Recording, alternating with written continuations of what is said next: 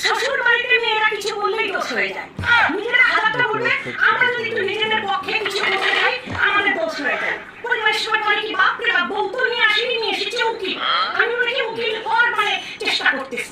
আমরা মেয়েরা শ্বশুর বাড়িতে কিছু বললেই আমরা উকিল হওয়ার চেষ্টা করতেছি, উকিল এসে গেছে বাড়িতে। সেই জন্য এখন থেকে আমি ভেবেছি আমি আর ওকালতি করবো না, আমি আর উকিলের মতো কথা বলবো না, আমি এখন থেকে বিচারক হবো, জজ হবো, বিচারকের ভূমিকা পালন করবো, জজ হবো, জজের মতো বসে থাকবো, যে যাই বলুক আমি পায়ের উপর আইন তুলে এইভাবে বসে থাকবো, বসে থেকে কে কি বলে শুধু শুনবো, শুধু শুনবো, ঠিক আছে? কিচ্ছু বলবো না, রায় সহজে দিব না, রায় সহজে দিব না, রায়টাই জজ,